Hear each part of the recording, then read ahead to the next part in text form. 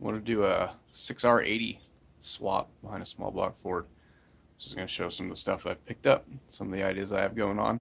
So on the left, 6R80. On the right is your standard 4R70W. This one is a small block Ford pattern, 2 starter bolts, 6 bolt, 2 dowel pin type. So on the left, I have the mod motor, 6 bolt pattern, well, maybe 7, depending on how you count it up. So they like to use the dowel pins as a mounting point, where on the small block the dowel pins are just exactly that, just dowel pins with bolts top and bottom and your top. So what's funny is the spread here and the distance from the bolts to the center of the crank are the same on both small block Ford and a mod motor. And the dowel pins also line up exactly the same. So I have here is a 60s era 157 tooth starter spacer plate.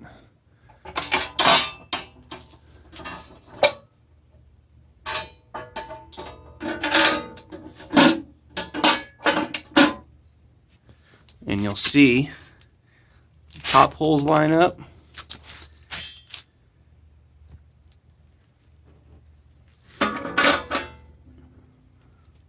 Top holes line up.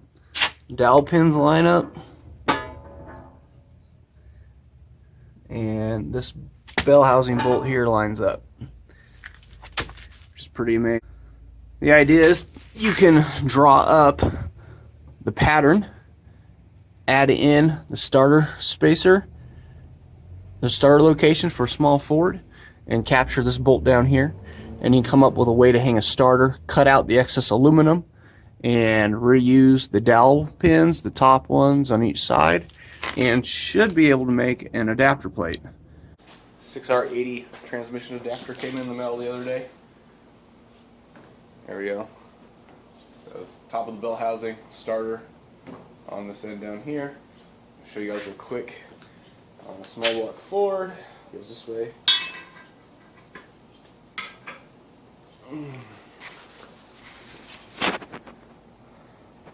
So the idea is the starter goes here. You still have your dowels that line it up, upper bolts, mid bolts, lower bolts.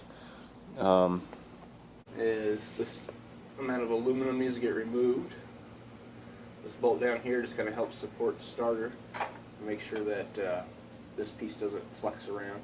So I did screw up when I designed this. I didn't realize this radius here. I just didn't do it correctly. So these are just the 7/16, 3/4 or 3-inch long, 3-inch long. Had to drill out the pin to a 1/2 inch, even though it necks up inside. The hole out here was probably like an 11 mil or something, so I just ran a 1/2 inch bit through it, centered it up, and then I also tapped the block. Oops, wrong hole. That hole. There we go. Tapped the block. And that allowed me to just buy a 3.5 inch hex head bolt, and then another 7/16 by, was that 18? Something like that. 14. 3 inches long. And then on this side, same deal. Did the same thing. Ran a tap through the hole, drilled this out to half. So now there should be no misalignment because it's a net fit. Plus with the threaded part, so that seems to work. And then I did 2 countersinks. So there's a countersink holding this piece together, and then I believe right here, yep, in the spot is where this hole would be. So I have a countersink and a countersink went together pretty easy. And then the only thing I haven't done yet is the very bottom one down here. I'm going to do that. It didn't quite line up. Not sure why. Need to figure out which way I need to go. Might just open the hole up a little bit. But yeah, so 302 Ford starter. Flex plate is up under here. I found the right nuts for it. So tried to shove it in once already, and these are quite a bit longer. This distance here over the 4R. So I went ahead and knocked almost an inch, like a big 3/4. to kind of shorten it back. Because the problem was it was intersecting here and here, so I whacked it with the big camping sledgehammer and then turn around and cut these back a little bit. So we'll give it another go. All I can say is this thing is big. So it looks like, let's see here. Hard to show. Oh, there we go. There's a metal tab up there. Metal tab over here. Some up front that I'm going to have to chop off to see if I can get a little bit more height. Looks like the drive shaft, though, is going to be pretty centered in the hump. Looks like it could go up just a tad bit higher, because I really need the ground clearance. I'm going to knock these off. This off is rubbing there, rubbing there. Might as well. We're going to knock that off, knock that one off. Okay, so engine, transmission's in. Still have to make a transmission mount, which I think I kind of got an idea of how I'm going to do that. Holes from here across and over, and I need to pick up some angle iron to make the tranny mount. So I think the idea is the tranny mount's going to come up over a piece of angle iron, and then the mount will be underneath that, and then my cross member will come across under it and capture it, and back across the other side. Everything kind of tacked together, tacked a couple spots. It was mainly done from underneath. There, over there, and up on the sides. On the sides there and there. So we'll go ahead and weld it together real quick. Pulled off my original mounts up front. 45-degree angle back, angle iron, or not angle iron, 1/4 inch plate. 45 forward to there. C4, T5 tranny mount. Should be a little bit of a gap on the front side, so it actually works. I just need to go pick up the right bolts, metric bolts here, and a countersink for the top. And yeah, and I'll probably just throw some nuts on top of these 3/8. I tapped the 1/4 inch plate. Might just throw some jam nuts or something up there. Make sure they just don't rattle out. Here it is, then, all by itself, and it's low. So next will be dropping that pan, smashing that sump flat, modifying the filter, and then put it back up, and then probably drop the car back on the ground, see where we're at. But yeah, transmission is all the way to the top. That's it. So it's going to be interesting how this drive shaft's going to fit down this tunnel. Looks like it'll fit. Everything will be really nice and tight like it normally was before. So there we go. 6R80, 64 Ford Falcon. Added some extra material in here to help hold the starter. But yeah, that looks like that's gonna work. I was finally able to get this bolt lined up and got it pushed in there. It's nice and snug now, so everything should be where it's supposed to be. So, torque converter shoved all the way into the transmission. So there's probably, I don't know, big 1/4 inch that needs to get pulled towards me for the nut to go on. But other than that, it's looking pretty good. Transmission mounts all the way up and in, all the way across. That took a little beating on to make it work. You can see where I modified the pan to get rid of the hump that it had, so I should gain some ground clearance. I did some measurements against the 4R70W, and from here up to the bell housing bolts, this one is only going to be a 1/4 inch taller, deeper than what I had before, so I'm not really going to lose any ground clearance. I think I can hit the starter key and see if the motor turns over and what it sounds like. So.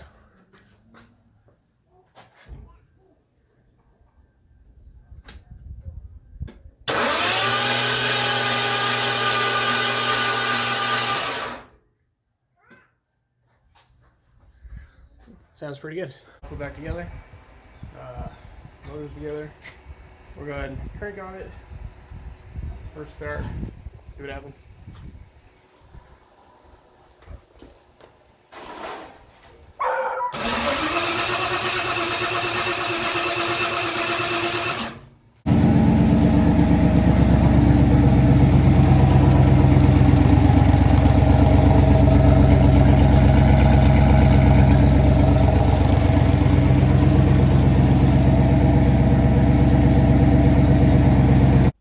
guys, got the thing running, so we should do a quick crank, let it run for a second, show you guys what it looks like.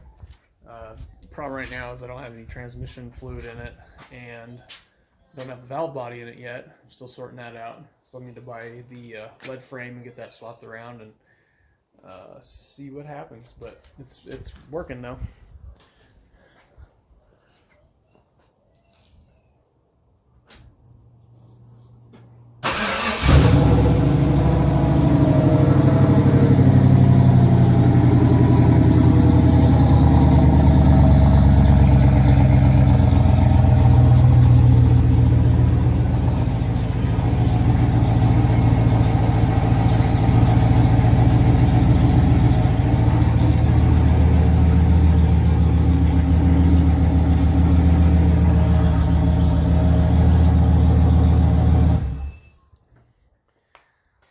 Sounds pretty good on the crank up. So real quick, we'll look underneath. Put the car on the ground. Ground clearance is kind of low. I think I measured it out. It's right at 4 inches to the lowest point of the pan, which is a little bit lower than the cross member, but that's where I'm at there. All right, guys, go over some quick ECU mods. Point these out. This is a rough way to do it, but we're making it work. Alright, so this is an MS3. So this is an MS3 daughter board. As you can see there, supposed to be called as U2, is actually a NAND gate, a 4-channel NAND gate. So what I did is I removed the NAND gate and then just jumpered across output, or input 1 to output 1, and then input 2 to output 2. And then what happens is the other part of that circuit actually presents itself, let's see here, there we go, and these 2 pins on the end and these 2 pins on the end. So what I'm doing is I'm bypassing the NAND gate and routing them straight out the two sets of outputs on the ends of this DIP 40. As you can tell, I removed all of the components across the top because we're not going to need those anymore. What I'm going to do is replace all of that with this guy.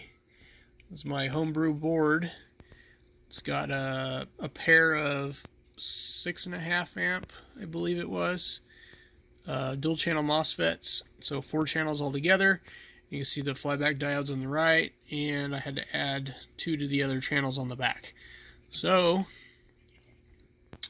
off on the right side, across the top, you can see it says 12 volts ground, channels D, C, B, and A to the left, the ground in the center. So this will all get plumbed in to where all of that stuff used to be, and that way I'll have 2 extra channels being driven by I think it's timer 1 and timer 3.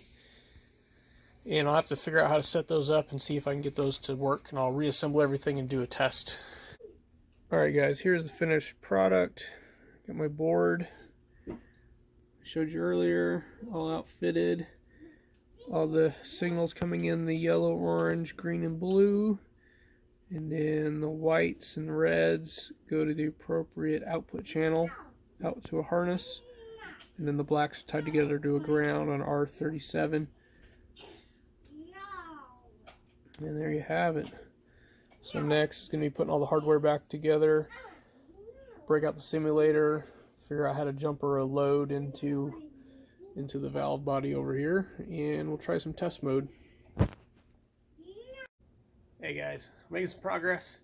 Got some code sorted out, and finally got it to compile. I had to shuffle a bunch of subroutines around because it wasn't fitting within the flash pages, but finally got it all figured out. And so found some bugs, and we're fixing those, getting it working, trying to do some testing, trying to sort out the 4 outputs, figure out which ones are actually called whatever they're called. So between injector 1, injector 2, and then the supporting 2 PWM channels, trying to figure out what exactly those are called on the hardware and in the software side, so they correlate correctly. But I go ahead and cheated. Pulled out this old resistive bank I'm just gonna try to get them working with a resistive load in there to reduce the current down, and then I'm not going to worry too much about PWMing the hardware. So as we speak, it's loading the new firmware. It's going to take a little bit of time, but do some more testing. Also figured out my my channels for gears 1 through 6, whether it should be on or off. Primarily concerned about A, B, C, and D. Not too worried about E just yet, but the idea is I need to get these to turn on and off in the right sequence. So I'm still trying to sort out which location is tied to which function. So in the end, I might have to shift some names around to get the outputs to correlate correctly. So I don't know. We'll see. It's getting there, though. I'll show you what I got going so far. It looks like it's going to work. I'm talking to myself.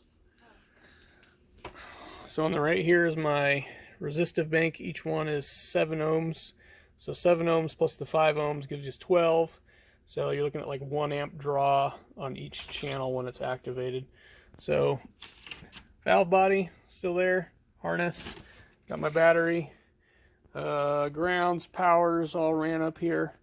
So on Tuner Studio I have let's see here, throttle position, downshift threshold, upshift threshold, vehicle speed in the bottom right, the current gear, EPC. So the idea with the EPC is I can move the throttle around, and get line pressure should increase and decrease as we go. So start out throttle about 20%, and what I have done is I've tied tack out to my vehicle speed input. So as I crank the engine RPM up, we start getting a vehicle speed. So 11 miles an hour, we should. So there's second. Torque converter lockup. Third.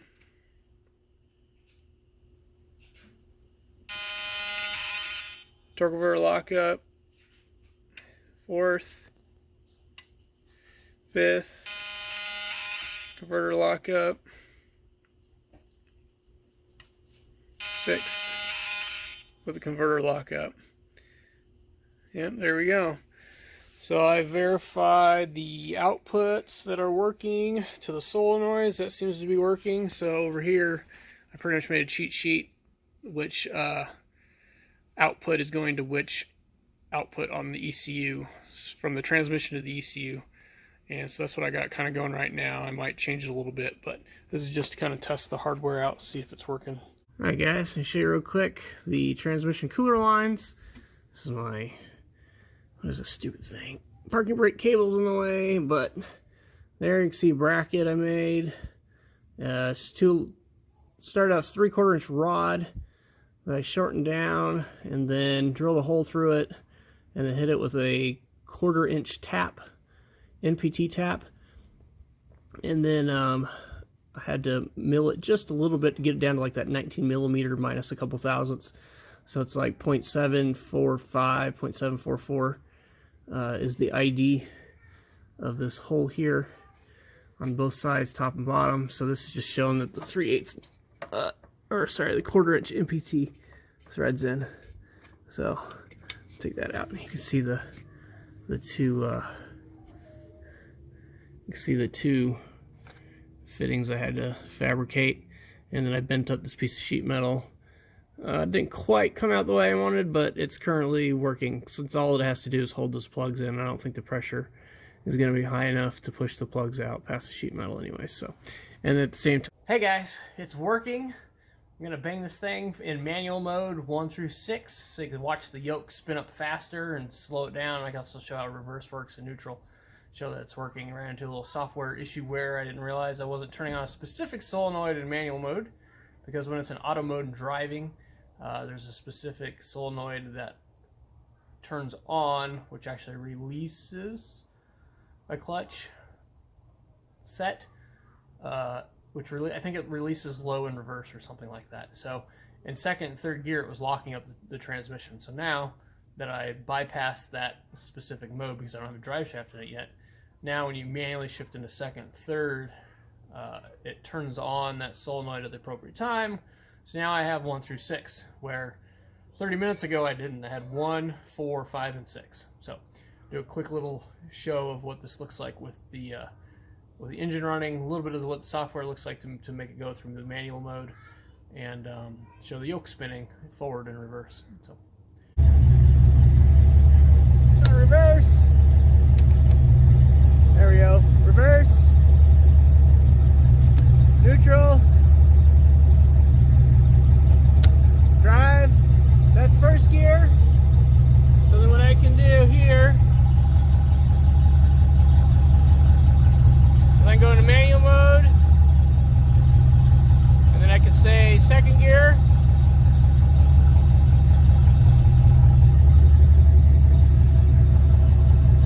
So second gear, third gear, fourth gear, fifth gear,